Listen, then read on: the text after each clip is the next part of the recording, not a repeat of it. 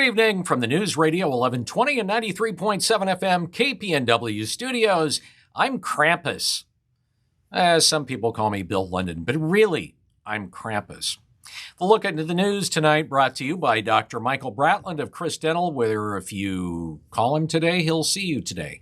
He is my dentist, did my latest crown, and also got a teeth cleaning this last week. They do great work. All right. Here's a look at some of the stories we're following. There's drones, big fat drones. And a lot of people on the East Coast are concerned, worried, because these drones keep showing up. And there's been plenty of concerns about it. They're unidentified, they're mysterious, and they've been flying over New Jersey, New York, Pennsylvania. Now they're being seen in Florida. And a lot of people are wondering, well, what exactly is going on there? Some of the drones, or even multiple sightings of the same drone, have been spotted over a number of military installations and other sensitive sites, including President-elect Donald Trump's golf club in Bedminster, New Jersey. Now, concerns over the drones have led to an investigation involving multiple police agencies, even the Federal Bureau of Investigation. The governor of New Jersey wants answers. He's getting none. Law enforcement, though, has said, well, they're not a threat to public safety and they're not a foreign country or entity. Okay. Well, what in the hell are they? So, actually, what it really means with what they're saying is that likely it's our own government's drones, but they're not saying that. You see, because the things have actually shut down an airport, a major airport, for well over an hour. And if that were a private citizen or something else, well, there would be a stern knock at somebody's door. Hey, you with the drone, would you knock that off? So it's beginning to look a lot like Christmas. The government. Well, one thing is for certain. A lot of people are nervous about this, and there's questions. Why the hell don't you just shoot them down? Well, it's because you can't. Well, actually, you can, and you could, but it's totally illegal. You see, shooting down a hovering drone is illegal nationwide. Doesn't make any difference where you're at. The FAA says if you shoot down any aircraft, including drones, it is absolutely against federal law. Now, it turns out only law enforcement and the military can take actions against drones. And in case you're saying, well, give me an example. Well, earlier this year, there was a guy in Florida, and he learned the lesson the hard way when he shot down a drone that was flying over his home. It happened to be a Walmart delivery drone. And he was charged with shooting at an aircraft, criminal mischief, damage over $1,000, as well as discharging a firearm in public and or over residential property. You see, the drone laws are actually federal. Now, commercial drone pilots or government employees like first responders, if they're going to be flying drones, they actually have to get a remote pilot certificate from the FAA, and they have to follow the requirements of the FAA's arcane rules, which I could go into here, but I'm not gonna. Also, you're supposed to get an FAA license in Oregon, well, actually federally, for a recreational drone if it weighs over half a pound. Now, believe it or not, apparently this is not against federal law, but it is against Oregon law. In Oregon, you can't weaponize a drone. So there's places where that's legal.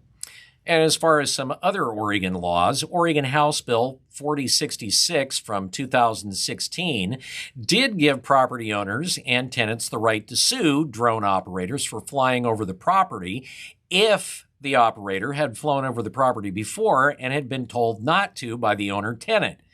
Of course, unless drone dude is standing there where you can see him, how are you going to know where it came from?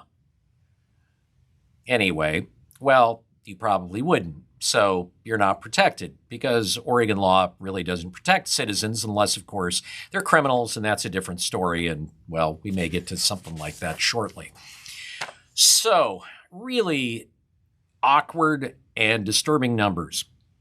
Nationally, an estimated 10% of students, that's 1 in 10 young people under the age of 18, will experience educator sexual misconduct by the time they graduate. That, according to a landmark analysis that started back in the early 2000s, and it's been updated by the U.S. Department of Education's Office for Civil Rights.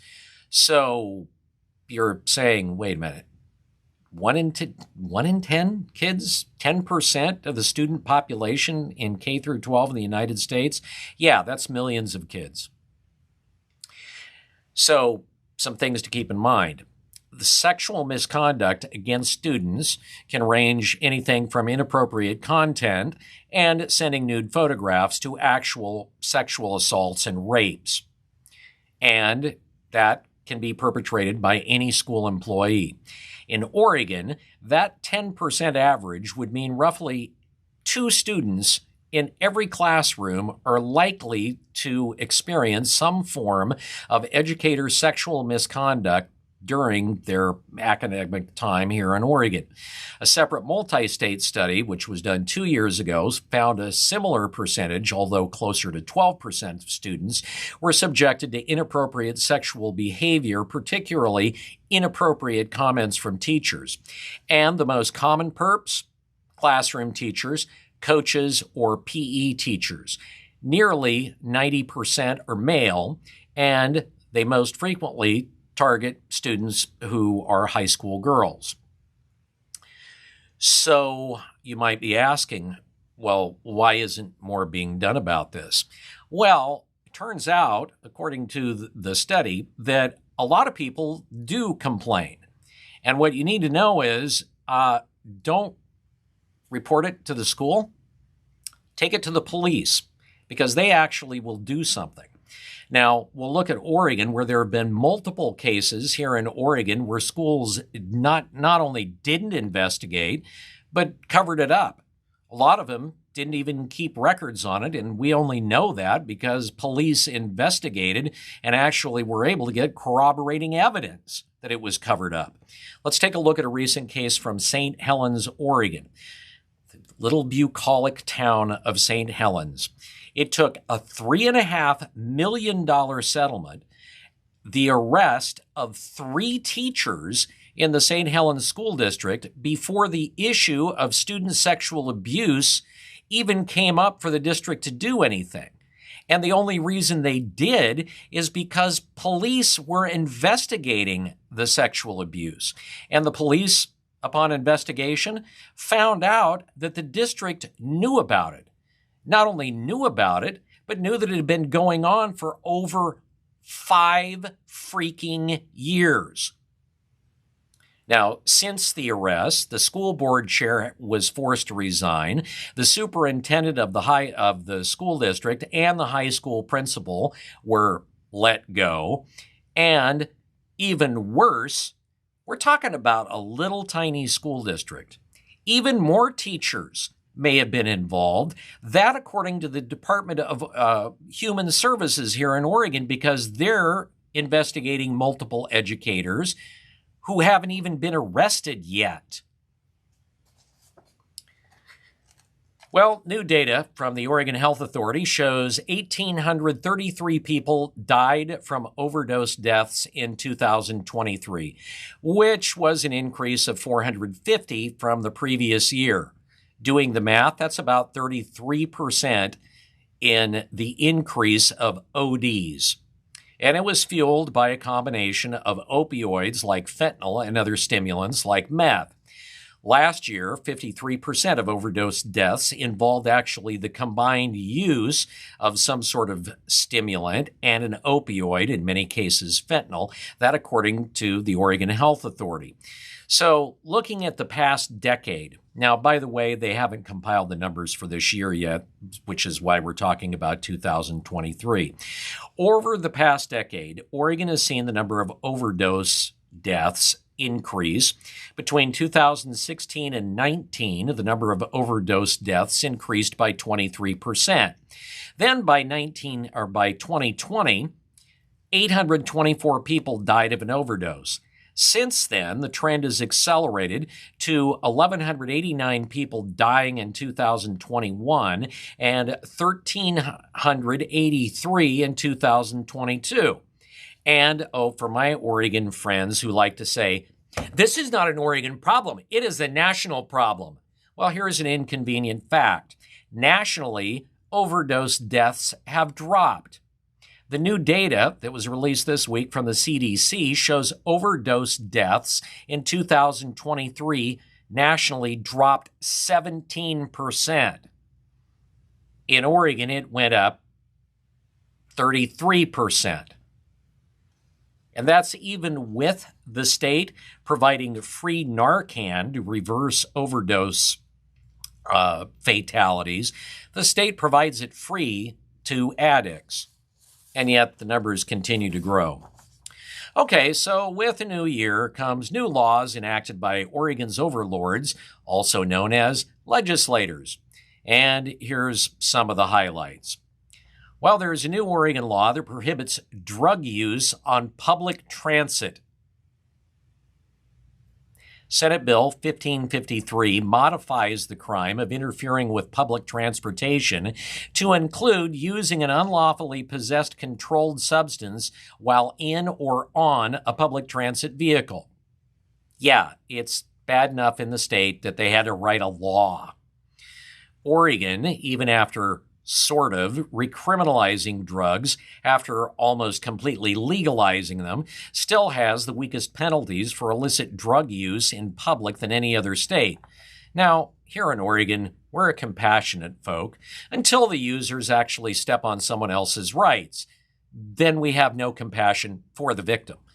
The Oregon Transit Association, an amalgamated transit union, told lawmakers the bill was a necessary tool to help transit agencies address widespread public use of fentanyl and drugs on public transportation. And that last tidbit actually should tell you something. Now, the public has been and had been complaining for a long time about users on public transportation.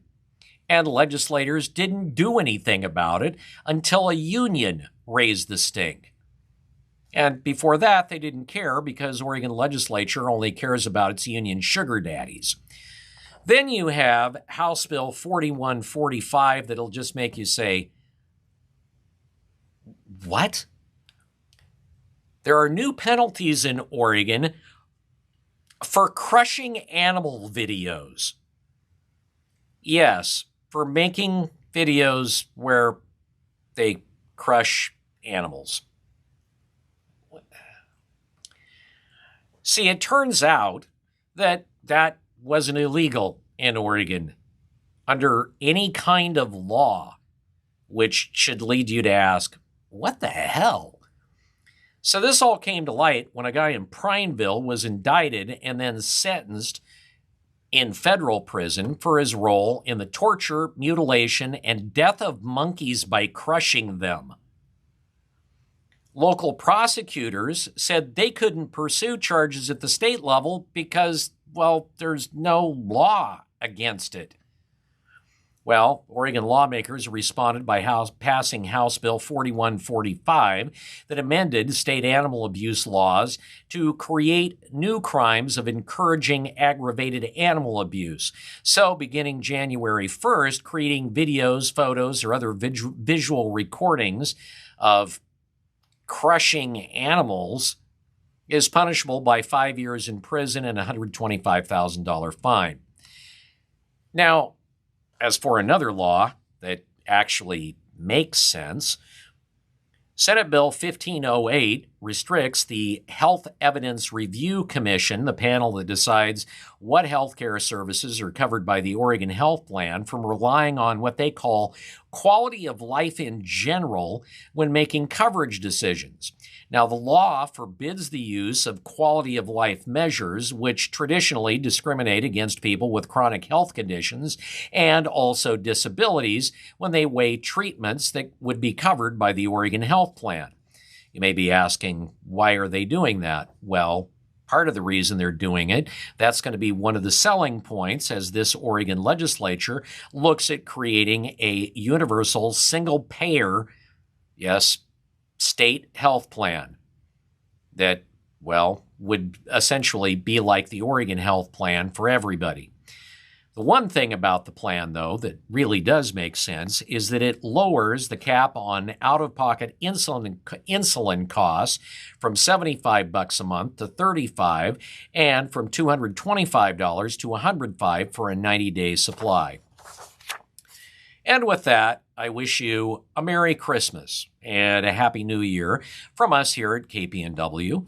So, with that, Rick, get real or something.